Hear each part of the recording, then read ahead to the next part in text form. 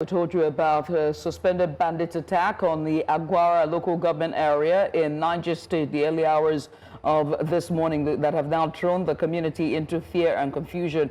Now, there are reports that the attackers attacked both a school, a police station, burned down a police station, attacked parts of a church, and also abducted women and children. Now, joining us to give us a bit of insight, we're joined by Dr. Edinan Usoro, who is the Zone H chairman of the Association of Licensed Private Security Operationals Practitioners of Nigeria, and he joins us from Jos. A very good evening to you, sir. And let's just get right into it, because I understand we're pressed for time. From a private security perspective, what does the attack on Aguara local government area tell us about the current security gaps in rural communities and pretty much ungoverned areas across Niger State and the most parts of the Middle Belt? Certainly, we're back to where all this started.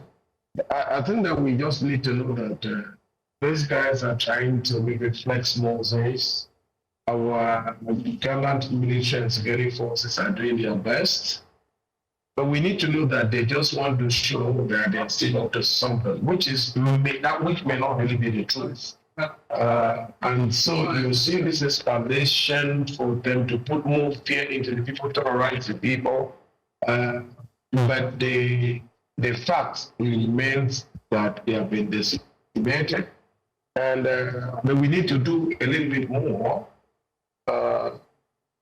with help from every local community, with help from every person, not just in Niger State, the whole of Middle Belt, so that the next phase of what our military and security forces are doing could be seen by everyone. But I can tell you this, I think what these guys are doing in those jokes, it is an end game for them.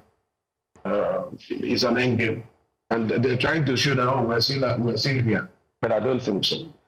Now, the Nigerian military said it had killed one of the insurgents' commanders, Abu Khalid.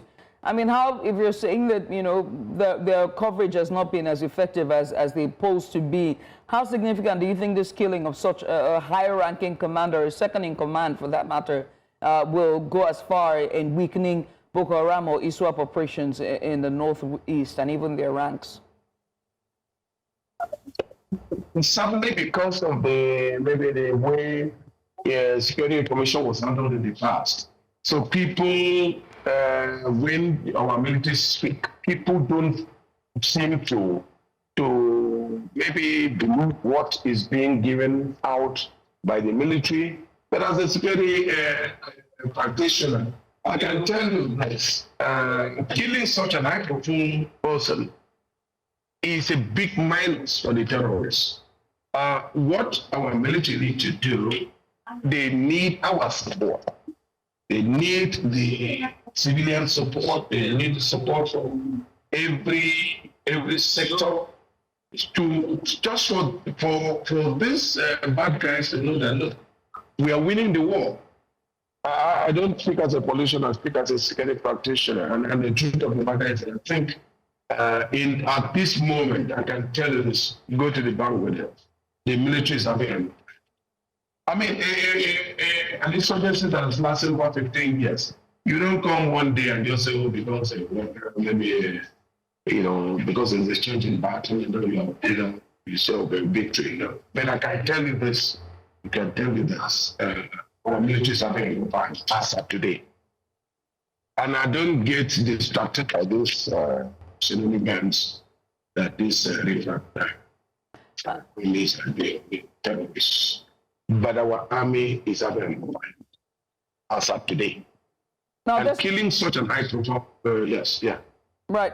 I mean, despite the recorded successes by the military, we also know that they put out a report about the operations that happened just the month of January. I mean, communities continue to still face banditry and abductions. So one has to ask at this point, why does insecurity persist on multiple fronts, especially in Niger State? Because we understand that Aguara community is just about 20 to 30 kilometers away from Papiri, where we saw that abduction that happened in November in the St. Mary's Catholic Church. Again, I will speak as a practitioner. I'm not. I'm not a military commander, but the truth of the matter is that some of us sometimes have spoken to your station. I think last week I was on your station. Some of us will advise, because the military is our military. If they win, we win.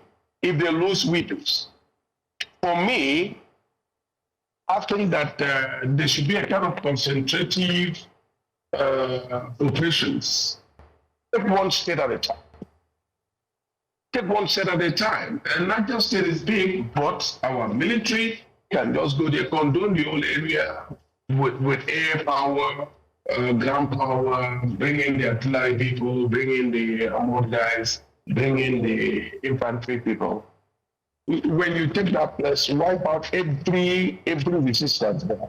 And then you can cover out that space. But I don't still seem to see that happening. I don't seem to see that happening.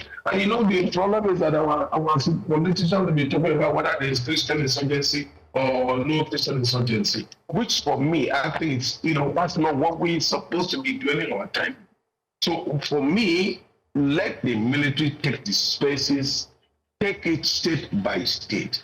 When you take one state, you cannot bring civil defense, you can bring in the normal police, you can bring in the whether civilian agency or whatever. But you don't take a civilian agency to go into war. I want to pray that they listen, because for some of us, if they win, we win. If they win, we win. In fact, if our military win one, we win two. Why? Because the country is not winning security alone. We're winning economy, we're winning sports, we're winning social life, we're winning academic life. Because as we speak now, they target schools, they target social life, they target economy, getting to markets and great markets. Imagine, when you talk about commerce starts from the markets. So I want to please plead with our military. Don't take the same, sectorize it, okay, regionalize it, state it, just take it maybe state by state, region by region. This war is winnable, because some of us, I'm 41 years past graduation, so I know the capacity of our military. Right. I do have to. Yeah, I do have to ask very quickly, because I understand that we're pressed for time. Yes. The attacks in Aguara started from the police station, at which they went to a residence, right? And then they attacked a church as well, and burned down part of the church.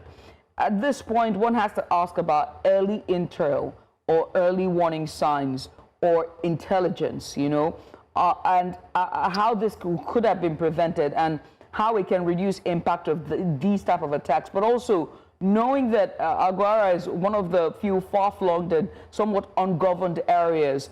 Can agencies like yourself, like the associations that you represent, private security and vigilantes, also play in helping with early warning signs and intel to prevent or curtail such incidents or such attacks? Certainly not everything we speak on, because with all the wars, with all the efforts government has put on, we've not really been spoken to by government, either to form a partnership or to look at a way to strategize to handle some of these issues. I don't, nothing like that has actually come up, because I'm in a position because it's own chair. But the truth of the matter is that if you look at Nigerian space, Nigerian lands, our military, we need to commend them. Our security forces, we need to commend them. How many men do we have in the military to cover? You take like the place this bad incident happened yesterday.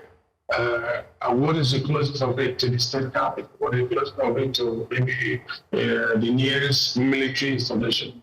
So we know that a lot still need to be done.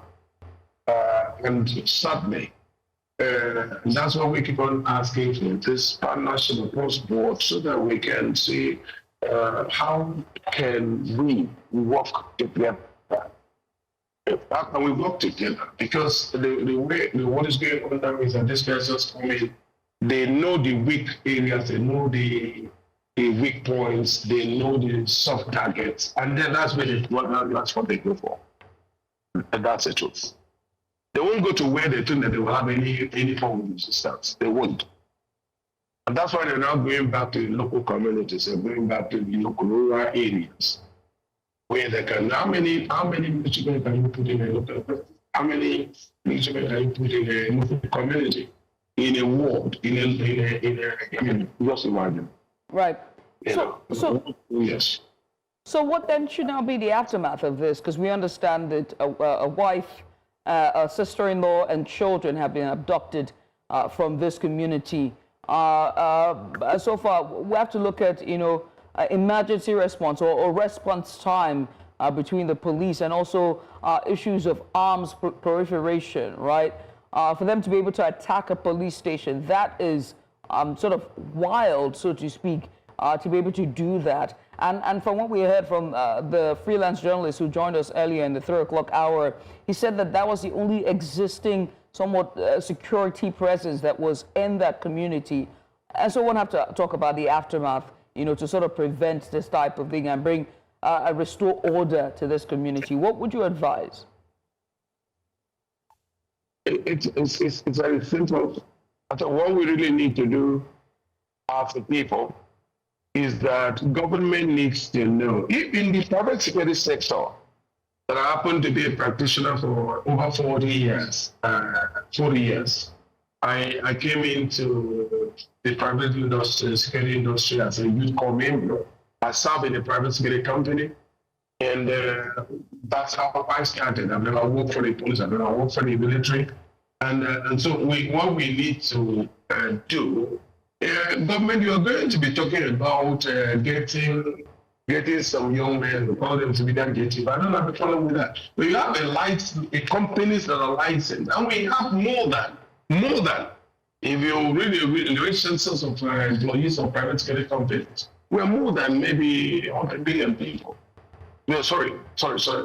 Maybe about 2 million people, or more than that. So now, if you can work with the private security companies, licensed in issue of information management, intelligence gathering, in intelligence management, we should be able to do some stuff, together that will aid, and mitigate these damages. But the truth of the matter is that as I speak to you now, that kind of engagement, we don't have it on board. And we have tried to see how we can work with the government, and particularly the agencies of government that we fall under. Again, this kind of battle is not left for one person, it's not left for one agency, it's not left for one establishment, it's not left for one institution. So government really needs those that you've licensed, those you've done all the background checks. I think there's a time. I mean, sometimes you hear that they're having a security conference, security summit in a state. Licensed private security practitioners, those licensed by government, all right, are not even invited. And I speak this because I'm a state chairman, I'm a zonal chairman. And I can tell you this, not one, right, because sometimes you want to go and then we were not invited, you appear as if you are looking for a position. Okay. So I must say thank you for taking out the time to join us. We'll continue to follow the story as it's developing. Dr. Edinan Usoro, who is the Zone H chairman of the Association of Licensed Private Security Practitioners of Nigeria, joined us live from Jos. Once again, thank you so much for coming on.